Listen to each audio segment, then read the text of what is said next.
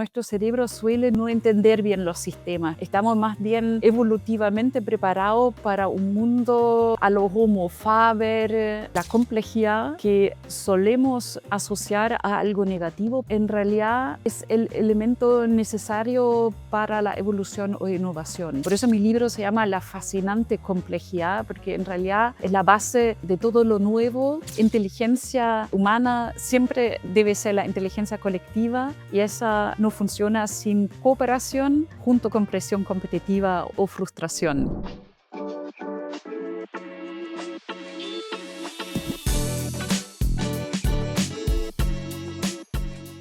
Hola, ¿cómo estás? Soy Pablo Fuenzalía y te doy la bienvenida a Open Mind, el podcast donde las conversaciones abren posibilidades.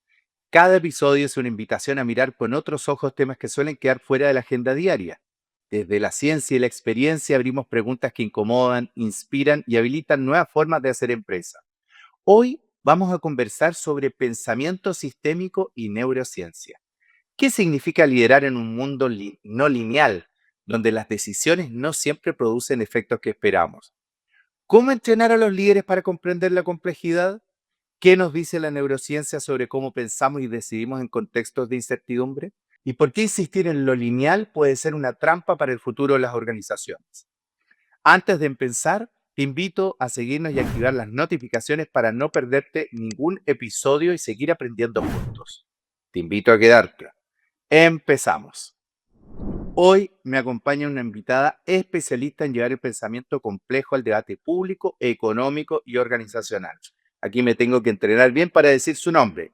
Janet von Wolferstorff. Espero haberlo dicho bien. Es economista alemana, autora de Capitalismo el año 2022 y del reciente La fascinante complejidad de nuestros sistemas 2025. Extraordinario libro. Fue cofundadora del Observatorio Fiscal y la primera mujer en integrar el directorio de la Bolsa de Comercio de Santiago, donde impulsó agendas de transparencia y sostenibilidad. También ha presidido la Comisión Asesora Ministerial para la Transparencia y es miembro del Consejo Fiscal Autónomo. Su trayectoria cruza innovación, transparencia, sostenibilidad y gobierno corporativo. Ha sido reconocida internacionalmente por su trabajo en desarrollo económico y anticorrupción. Janet ha dedicado su carrera a mostrar cómo la economía, la política y las organizaciones se entrelazan con sistemas complejos y cómo entender esa complejidad es clave para liderar el futuro. Por eso le invité para conversar sobre la fascinante complejidad de nuestros sistemas, el aporte de la neurociencia y los desafíos de liderar en un mundo no lineal. Bienvenida, Janet. ¿Cómo estás? Muchas gracias, Pablo. Un enorme gusto conversar contigo. Gracias. Teníamos esta conversación pendiente hace mucho tiempo, así que muchas gracias por eso. Bueno, vamos a entrar en materia, pero absolutamente rápido. Quiero partir por algo esencial y básico. Janet, ¿qué significa pensar en sistema y por qué es distinto de pensar linealmente? Partes con una pregunta que ya es difícil de contestar sin que suene excesivamente conceptual, porque sistemas son un fenómeno omnipresente en el universo, en la escala que sea, en lo más micro hasta lo más macro en el universo.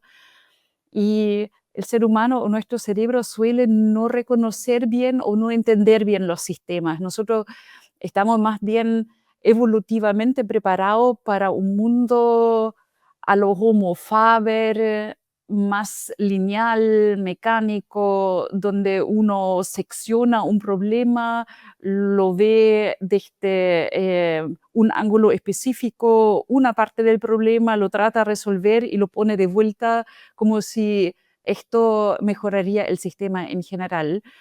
Nuestro cerebro piensa más bien automatizadamente y no entiende la complejidad, la interconexión entre los distintos desafíos y sobre todo lo que sistemas complejos tienen, que son las interacciones iterativas que ocurren y que hacen que finalmente tenemos fenómenos como el caos determinista o también procesos aleatorios en el sistema que hacen que nada sea en un sistema complejo previsible. Un sistema em, para decirlo muy conceptual, desde la base, un sistema es un conjunto de elementos o personas o seres que interactúan y que tienen una relación entre sí.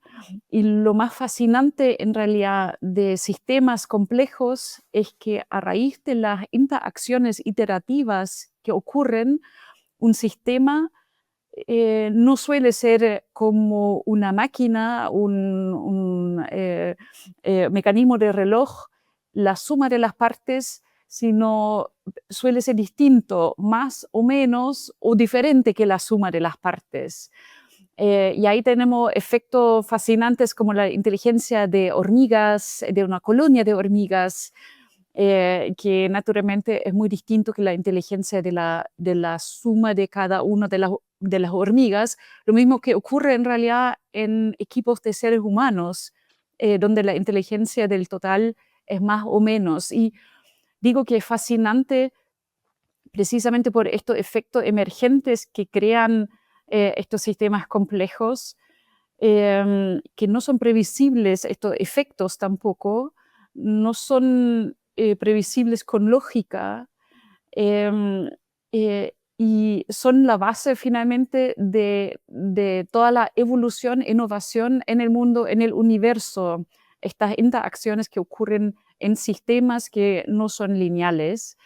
Y que llevan a siempre nuevas constelaciones y el ser humano, aun cuando todo esto suena lógico, en lo conceptual, el ser humano trata el mundo no de esta manera y en consecuencia, tanto a nivel de equipos, de empresas, de regulación de mercados, ocurren consecuencias excesivamente no deseadas, no previstas, dado que no entendemos realmente esta complejidad y lo que implica para la gestión y la organización de los respectivos sistemas, em, como contestar la pregunta, ¿qué debería hacer el regulador de un sistema complejo con tal de regularlo en su calidad de ser un sistema complejo? Y solemos no hacerlo. Eso es el gran desafío, a mi juicio, de la humanidad hoy día, la gestión de nuestras democracias, de las economías, de que lo tratamos de gestionar, de regular como si fueran sistemas complicados, nunca simples, pero no complejos. Y nuestras instituciones simplemente no están hechas para eso. O sea, a ver, ahí te pegaste un salto muy grande y yo quiero ver si yo entendí, fui ordenando. Lo primero es que los sistemas tienen que ver, el foco está puesto en las interacciones, es decir, son múltiples partes que interactúan entre sí y esas interacciones pueden hacer que generen mucha inteligencia o al revés, dada la forma en que interactúan, podrían disminuir la inteligencia y a eso le llaman como el fenómeno emergente, si entendí bien. Eso por un lado, y que nos permite comprender, por ejemplo, una organización en donde hay muchas partes que están interactuando, personas, pusiste ahí el ejemplo de las hormigas y las colonias, que yo lo leí también en tu libro, y por otro lado, trajiste algo que tiene que ver con la manera en que nos organizamos socialmente a través de los gobiernos y que la mirada no es de sistema, no es de estas interacciones, entonces pareciera que tenemos un problema porque los entes reguladores no comprenden los sistemas y miran más bien lineal y técnicamente. Espero haber hecho un resumen de acuerdo a lo que tú me vas manifestando. Te propongo lo siguiente, que intentemos hacer una bajada un poquito más. Tú en tu libro hablas de la complejidad fascinante y no es evidente qué significa que un sistema sea complejo. Entonces yo te quiero invitar, ¿qué es qué es lo más sorprendente que has descubierto al estudiar cómo funcionan nuestros sistemas? ¿Cuáles son las dos o tres perlitas de estos estudios? Bueno, lo fascinante es, por un lado, em, que, eh, que la complejidad que solemos asociar a algo negativo, Pablo, en realidad es el elemento necesario para la evolución o innovación. Y uno puede hacer aquí un paralelo entre lo que ocurre en sistemas naturales, donde frustración como em, atracciones o tendencias contrarias en un mismo sistema em, llevan a efectos aleatorios y junto con caos determinista llevan a una evolución del sistema, a una innovación del sistema que es muy distinto a lo que ocurriría en un sistema donde todo está ferromagnéticamente dirigido hacia la misma dirección, donde tenemos prácticamente como un estado de muerte, para decirlo así, porque, y de cero innovación, porque si todo está dirigido hacia un mismo poder, hacia una misma energía, no hay evolución. La evolución es a raíz de una diversidad de fuentes de energía que son contradictorios entre sí y que hacen que al final el sistema evoluciona y se va complejizando a lo largo del tiempo. Em, y, y esto mismo lo que vemos en sistemas naturales, una creciente complejidad a raíz de estas tendencias y de la frustración que existe como concepto físico que describe tendencias o fuerzas contrarias, contradictorias en un mismo sistema. Est- Estos mismos, esta misma dinámica lo observamos en sistemas humanos, organizaciones humanos, donde al final la frustración no física, sino si lo entendemos desde la psicología, igual es muy parecida en el sentido de que explica fuerzas contrarias. No quiero ir a trabajar, sino quiero quedarme con mi familia, pero en realidad tengo que sostener mi familia. Tengo una pequeña frustración porque tengo dos deseos que no son compatibles perfectamente entre sí, pero al final esta contradicción o frustración que una persona podría tener lleva a que evolucione.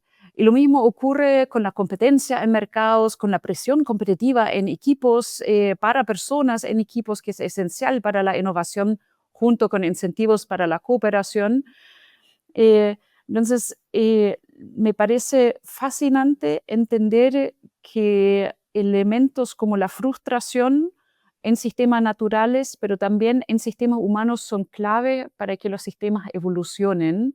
Y cuando no tengamos esta frustración y cuando los sistemas están todos dirigidos hacia un mismo sistema dictatorial, ahora pongo un elemento político entre medio, pero es lo mismo, que una fuerza grande, un agujero negro que atrae todo hacia la misma dirección, al final se reduce la evolución o la innovación. Em, y eso tiene implicancias enormes en el sentido de aceptar la frustración y entender que la complejidad, em, la interacción entre muchas fuerzas contradictorias entre sí o diferentes entre sí y muchas formas de interacción entre estos elementos, lo que explica la complejidad en realidad es algo positivo para los sistemas y algo que hay que preservar. Eso es el primer punto que quiero destacar, porque complejidad suele, como dije al principio, ser algo que uno tratara de evitar. Por eso mi libro se llama La fascinante complejidad, porque en realidad es la base de todo lo nuevo, son estas fuerzas contradictorias y la complejidad que resulta a raíz de estas. Me encanta escucharte. Lo primero que me trae es que yo por lo menos he visto cuando estaba haciendo clases que se produce asemejan dificultad con complejidad y son dos cosas completamente distintas. O sea, la complejidad está dando cuenta de la cantidad de partes que interactúan y la dificultad es otro fenómeno. Entonces, separamos. Y lo segundo que me gusta porque le pones una connotación positiva a la frustración, es decir, como que la frustración es parte de la vida y pareciera que al frustrarse y existir este caos entre todas las fuerzas que están interactuando, bien llevadas y bien comprendidas, eso nos pueden permitir innovar, nos permitirían evolucionar, etcétera. Entonces, estás trayendo elementos. Y por la contraparte, y voy a hacer una bajada organizacional, a ver si tú me ayudas con respecto a los equipos de trabajo. Si nosotros habláramos de equipos de trabajo, probablemente el tipo de ejercicio de liderazgo podría ser un impulsor de una buena complejidad y una buena administración de la frustración para innovar, crecer y evolucionar, o al revés, podrían ser jefes tremendamente directivos que de alguna manera eliminan el caos porque no lo pueden sostener y por lo tanto llevan al equipo a la muerte. No sé si me extralimité. Sí, absolutamente. Y tengo que explicar para quien te escucha que eliminar el caos en este sentido no significa eliminar el desorden, sino eliminar la innovación, porque el caos se entiende como justamente el estado de dinámicas iterativas, muchas interacciones que son necesarias en el equipo. El caos es fundamental para la evolución y no hay que confundirlo tampoco con un desorden. Perfecto, caos, y nuevamente ahí dejamos otra cosa instalada para los auditores, que caos y desorden no es lo mismo, son dos fenómenos completamente distintos y el caos necesitamos protegerlo, es más, asegurar que existe el caos. Pensando en eso y mirando el ejercicio de liderazgo, ¿por qué algunos líderes, crees tú, tienden a caer en explicaciones simples para los problemas complejos, cuando pareciera tan obvio conversando contigo? Em, Todos los estudios neurocientíficos y psicológicos comprueban que nuestro cerebro eh, evita de pensar de forma compleja. Es el sistema más complejo que existe, que conocemos, pero el ser humano trata quizá con el objetivo de ahorrar energía, trata de evitar pensar excesivamente profundo, lo que hace que una parte importante del día lo pasamos en realidad ejecutando tareas de forma automatizada. Conducimos al trabajo, hacemos cosas rutinarias, respondemos preguntas parecidas con las mismas respuestas. em, y muy pocas veces, como Daniel Kahneman, el premio Nobel, también mostró en su libro fascinante Thinking Fast and Thinking Slow, eh, solemos muy pocas veces en realidad tratar de pensar de forma original, conectar los desafíos eh, y no hacerlo de forma automatizada. Entonces, la respuesta simple no es simplemente algo cómodo, sino en realidad es lo que el cerebro humano em, em, le, le es fácil evolutivamente o está acostumbrado a dar esta respuesta fácil. Y es más bien no natural de concentrarse profundamente y crear respuestas o preguntas nuevas. Entonces, cuando un CEO da respuestas simples, es lo más natural, habría que decirlo primero. Y, em, y dos, mm, muy a menudo el CEO, y eso traté de mostrar en mi libro también, el CEO, incluso si entiende perfectamente las interacciones complejas, los feedback loops negativos, los que balancean, los feedback loops positivos, los que refuerzan una tendencia en curso iterativamente. Si entiende esto, las interconexiones de un desafío y si tiene realmente tiempo a abordar un desafío de esta manera, muy a menudo tampoco puede realmente tomar acciones a raíz de este síntesis, porque el sistema no está hecho para ello. Por ejemplo, si una empresa grande de alimento y bebida realmente quisiera producir alimentos em, que sean sostenibles en el sentido de crear valor para el consumidor, no solamente para el paladar en el corto plazo, sino que no hagan daño en el sistema humano, en el cuerpo, em, porque ve la interconexión que eso tiene con el bienestar de largo plazo, con el sistema de salud, con el mismo presupuesto del consumidor por materia salud en el mediano plazo, si se enferma, etcétera, de entender toda la responsabilidad que tiene una empresa grande en alimento y bebida para producir productos que sean saludables, ojalá que hagan bien al consumidor, de tener esto como objetivo, en realidad, un CEO, un gerente de una gran empresa, tiene un margen muy acotado para hacer algo al respecto, simplemente porque todo el sistema tiene incentivos dados hacia la otra dirección y hacia la preservación del mismo sistema tal como funciona, que es en realidad producir elementos em, de productos de nutrición, alimentos que no necesariamente son buenos para el sistema, que hacen que tú comes en exceso, con dulzura, con sal, con grasas elevados, todo esto que hace que sea adictivo el producto. Y ahí de nuevo la neurociencia ayuda a que los productos sean cada vez más adictivos, lo que comemos, y salir de eso es muy difícil porque em, eh, será imposible para un gerente hacer algo porque su empresa perdería market share en un sistema que premia actualmente empresas que encajan bien en este sistema. Entonces, si un gerente trata de cambiar algo, el EBITDA de la empresa se reduciría y ahí el gerente tampoco se mantendría por mucho tiempo o la empresa perdería market share, razón por la cual, por ejemplo, una empresa grande como Nestlé eh, rechazó, con cierta razón, quiero decir, aun cuando duela, de cambiar fórmulas de sus productos para hacerlo más saludables, tal como fue propuesto por la ciencia, por un grupo de accionistas minoritarios.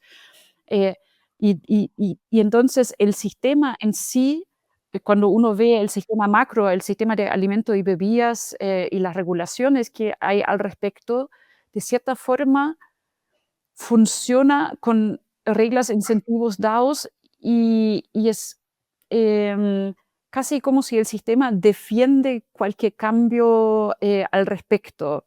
Y ahí el ser humano a veces, como regulador, o las instituciones humanas a nivel de la regulación, parecen tener tan poca incidencia en cambiar este rumbo como, como la que tendría una neurona humana para cambiar el rumbo del cerebro en su totalidad.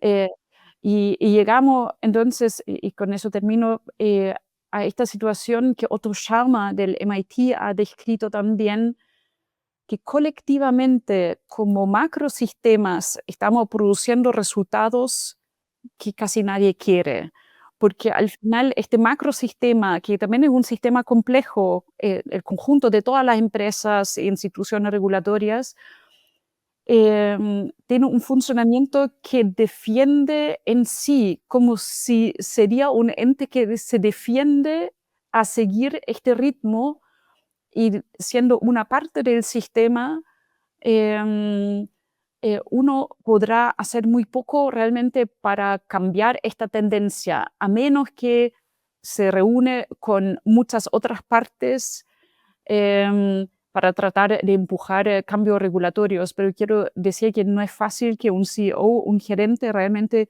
puede hacer un cambio sustancial en un sistema que no premia este cambio sustancial.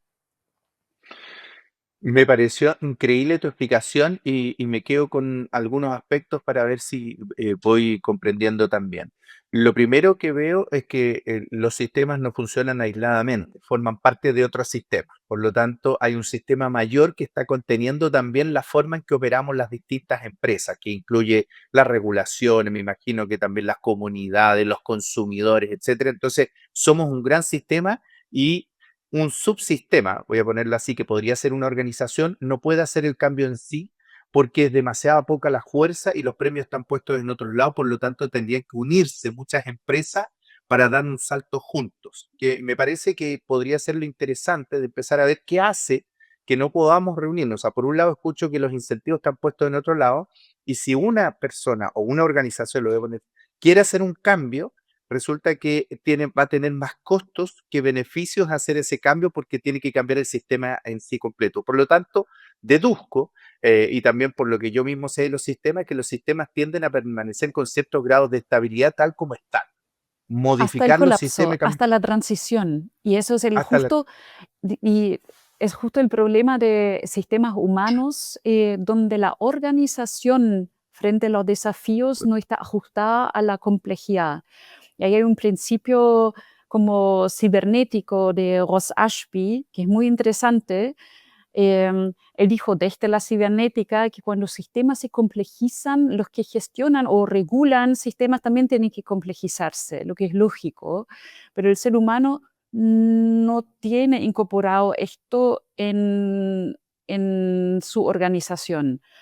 Entonces yo veo actualmente que tenemos mucho conocimiento desde la ciencia física, química, biología, matemática, em, como todo la parte científica tiene cada vez más analizado el caos, sistemas complejos, dinámicas no iterativas y lo que implican en los sistemas naturales, también en los sistemas humanos, pero no aplicamos este conocimiento a nuestra organización frente a los problemas. Lo que sí hicimos como civilización es aplicar este conocimiento para crear otro sistema artificial, la inteligencia artificial, que es justamente un sistema o son sistemas que funcionan a raíz de estos mismos principios que la ciencia ha observado.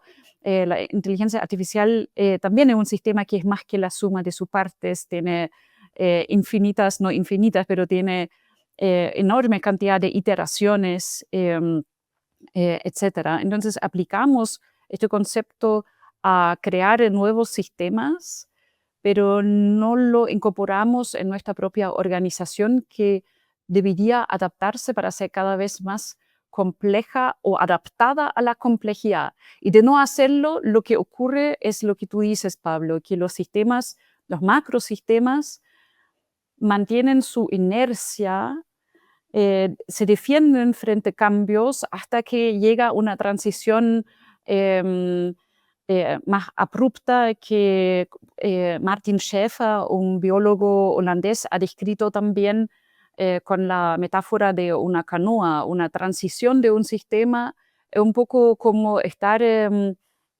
una canoa donde uno se puede inclinar hacia un lado y no pasa nada. Nosotros vemos cambios constantemente, pero de repente los cambios se acumulan tanto y llegan a un punto en el cual el sistema se da vuelta y no vuelve a su estado original porque la canoa se dio vuelta, digamos, como en la metáfora. Y eso es justo el momento hoy día, lo que deberíamos tener preciso de no hacer cambios en nuestros macrosistemas, cómo funcionan los incentivos para empresas y para las democracias. eh, la probabilidad de una transición así de abrupta es muy grande, pero para evitar una transición dolorosa, abrupta en los sistemas naturales y en nuestros sistemas sociales, en las democracias, deberíamos aplicar cambios a sistemas que en realidad resisten cambios y que tienen otro aspecto muy interesante que fue mencionado una vez por Stafford Beer, el otro cibernético, de que los sistemas tienen como un propósito inherente, como implícito, aun cuando nadie le pone el propósito, la misión, etcétera. Los sistemas tienden a evolucionar hacia ciertos macroestados y el propósito de un sistema no es lo que uno dice, lo que debería hacer, sino lo que hace. El propósito de un sistema es lo que hace. Entonces, hoy día el propósito de nuestros sistemas económicos es crear un enorme bienestar, por un lado, pero a la vez destruir la base de la cual todos nosotros vivimos. Esto es el propósito del sistema y cambiar eso es muy difícil a menos que uno realmente empiece a incorporar la ciencia de sistemas complejos para entender que aquí, para cambiar el rumbo de nuestros sistemas, y no abruptamente, sino en sistemas complejos los cambios de gestión deberían ojalá ser muy graduales, lento, pero continuamente. Para hacer eso no basta una ley, 2 leyes, 3 leyes, por eso llegué a la regulación finalmente en mi libro, sino lo que faltaría es que el regulador del sistema funcione de forma diferente, no como hoy día lo tratamos, porque en un sistema complejo el que gestiona, sea el gerente o sea el regulador de un mercado, el que define reglas e incentivos para los actores, em, no es alguien que dicta lo que ocurre en el sistema, dado que el sistema reacciona, pero normalmente no como el regulador o el gerente piensa, sino muy iterativamente. Quizá al inicio no reacciona hasta que de repente hay una explosión de reacciones por las iteraciones. Y sobre todo el regulador, entonces, en un sistema complejo, parecido a uno como padre, madre, educando a sus hijos, debería saber más bien los objetivos gruesos hacia donde uno quisiera que evolucione el sistema o no evolucione el sistema y ir adaptando reglas, incentivos para ir de verdad avanzando en esta dirección. Lo que significa que un regulador de mercado no puede simplemente decir, ya pongamos un impuesto al azúcar para que los productos sean, o a la dulzura, para que los productos de alimentos bebidas sean menos adictivos, y reducir la obesidad y todas las enfermedades no transmisibles relacionadas con eso, sino debería probar el impuesto a la dulzura, pero ver también qué ocurre si la sociedad reacciona quizá entonces comiendo más sal o fumando más o buscando una respuesta que el regulador no haya pensado y que quizá es tan o tanto más dañina en una de esas. Por eso la respuesta del sistema regulado tiene que incorporarse en la misma regulación en el sentido de observarse y según eso adaptar la regulación. La regulación debería ser mucho más ágil, ágil, adaptiva y saber más hacia dónde quiere evolucionar. Y nuestros sistemas económicos realmente no funcionan así, nuestras democracias no funcionan así, sino funcionan más bien con instituciones pensadas como desde el espíritu de las leyes, desde Montesquieu, em, en el siglo XVIII, donde hay un poder legislativo que fija reglas, un poder administrativo, la parte judicial, pero no donde hay más agencias, más especializadas en la medida que avance la complejidad y que tienen herramientas para iterativamente empujar un sistema en una dirección deseada. Entonces, yo veo que hoy día la frustración que tenemos con los sistemas políticos, pero una frustración como en el sentido de sentir un dolor de que no dan cuenta de la complejidad de la situación, mientras vemos muchos problemas siendo postergados y no conectados en el sistema público.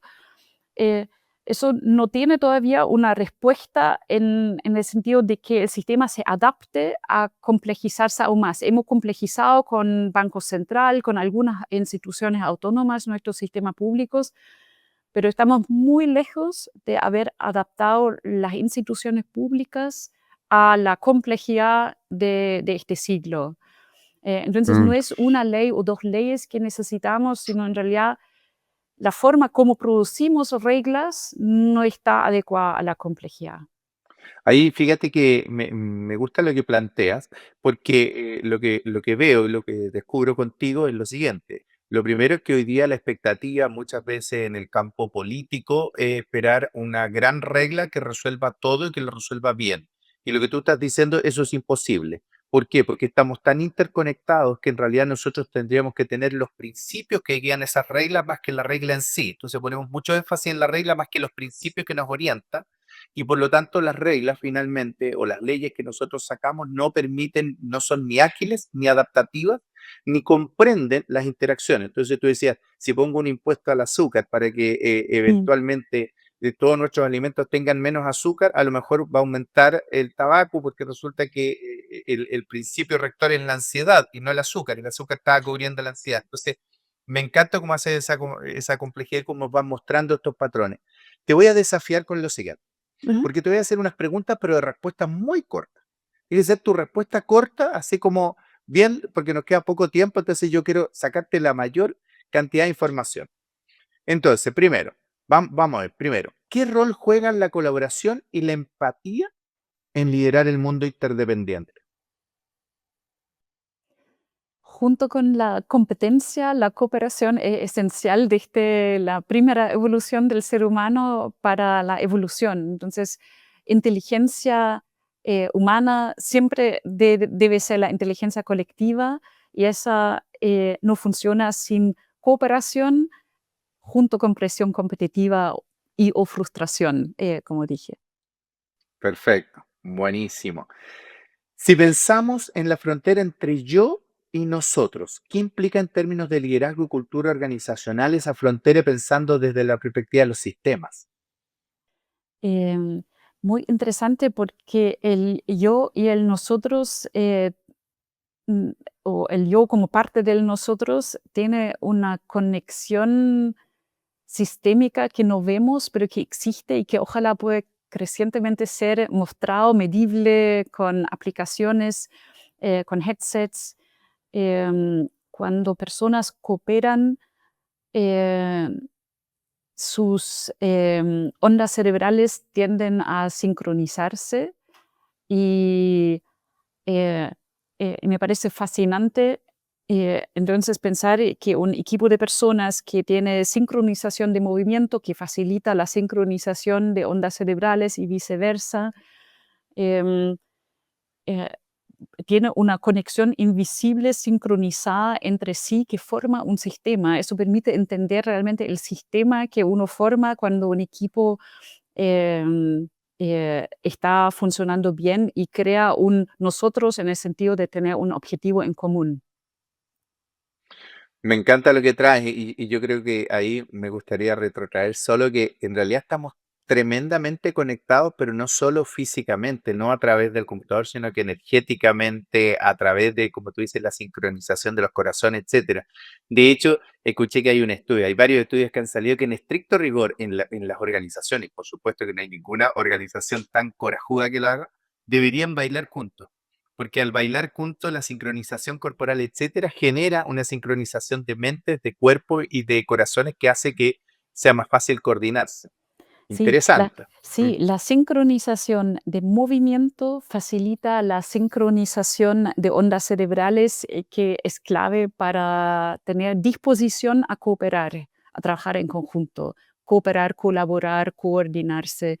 Y esto es tan fascinante en lo bueno como horripilante en lo malo, porque uno solo tiene que pensar em, en la fuerza militares y cómo el ejército camina de forma sincronizada, bajo música, mismo ritmo, etcétera, lo que crea una sensación de nosotros a raíz de un movimiento sincronizado y que facilita también el pensamiento sincronizado después.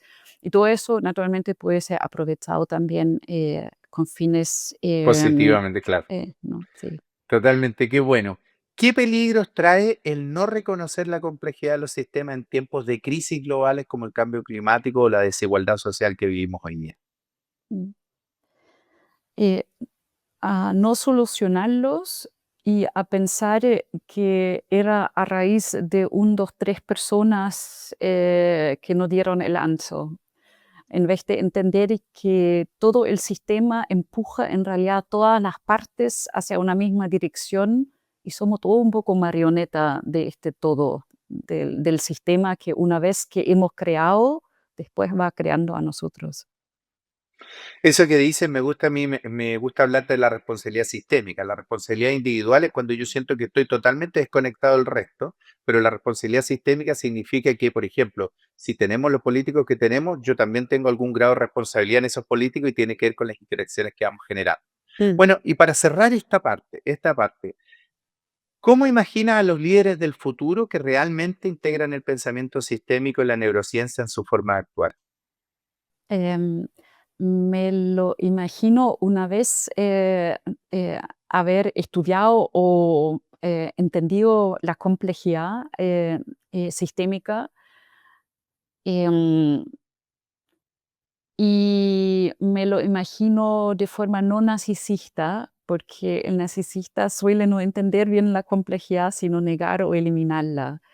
Em, entonces, si un líder realmente va a ser un líder sistémico, es un líder no narcisista que tiene que conectar los puntos, los desafíos y hacer una gestión a mediano o largo plazo, lo que un líder narcisista normalmente con su enfoque de liderazgo dominante no hace. Bueno, y si tú hablas en tu Mm, primer libro bastante ahí del narcisismo, así que me parece tremendamente interesante ujú. para que se lo lea. Ahora vamos a hacer lo siguiente, vamos a pasar a un espacio más informal, pero no menos valioso. Lo llamamos los insights de pasillo,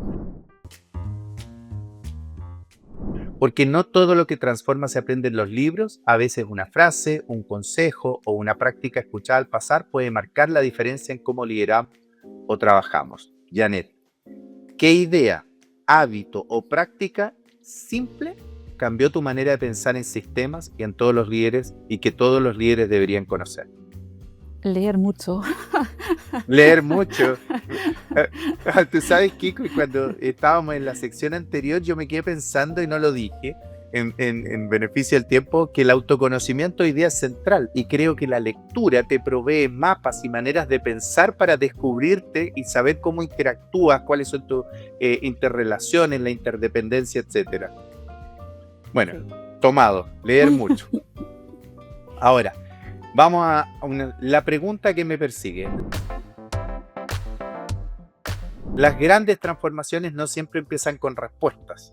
Mejor dicho, en este podcast no hay duda, sino con buenas preguntas. En esta sección te pido que compartas con nosotros una de esas preguntas que te acompaña, que te desafía y que siempre vuelve.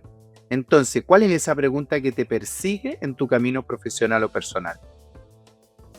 Si no puedes contribuir a cambiar el sistema para evitar una transición excesivamente abrupta, ¿qué acciones eh, se podrán y deberán hacer y debo hacer para que cuando haya una transición abrupta y dolorosa que afecta especialmente a la generación joven, nuestros hijos, em, para que esta generación se pueda poner más rápido de pie por si los sistemas tengan una falla mayor? Entonces, si no cambiamos ahora, ¿qué deberíamos hacer para preparar que un futuro sistema se reponga de mejor manera sin repetir los errores organizacionales? Porque el desafío actual es organizacional del pasado de nuestra civilización. Me encanta la pregunta. Centrándonos, si ya no pudimos hacerlo, ¿cómo facilitamos si hay colapso a nuestras futuras generaciones con acciones concretas que faciliten el, el que el sistema se recupere rápidamente? Buenísimo. Ahora, fíjate lo siguiente, nosotros en este podcast buscamos siempre construir una comunidad de ideas, de propósitos y experiencias compartidas. Por eso, en esta última sección que llamamos Cadena Abierta, le pedimos a cada invitada que se convierta en un puente, que nos ayude a imaginar las próximas conversaciones que podríamos tener. ¿A quién te gustaría que invitemos a Open Mind para seguir explorando estos temas, Janet? Ay, me encantaría que conversen con personas sub 30 sobre sistemas complejos y sobre cómo organizar los desafíos, cómo organizarnos como personas en una sociedad frente a la complejidad, reconociendo la complejidad y no evadiéndola, sino cuidándola incluso, Esta pregunta me parece fascinante conversarla con gente sub 30, sin nombre específico, pero me parece que la disposición a pensar cómo unir conocimiento sobre sistemas complejos con conocimiento de sistemas sociales, económicos, este enfoque transdisciplinario y también la apertura a pensar distinto frente a los actuales problemas que vemos que no se están solucionando. El entusiasmo está en los jóvenes y la apertura de mente también. Así que me encantaría, ojalá que tengan alguien muy joven o quizá un pequeño grupo de 2, 3 sub 30 que conversa sobre estos temas. Buenísimo, me encantó. Entonces, sin nombre específico, personas sub 30 para conversar, y porque yo te iba a decir qué pregunta le hiciéramos, pero la contestaste al tiro, para conversar sobre estos temas, sobre la complejidad, cómo lo ven ellos, qué es lo que están descubriendo y traerles también algún tipo de información.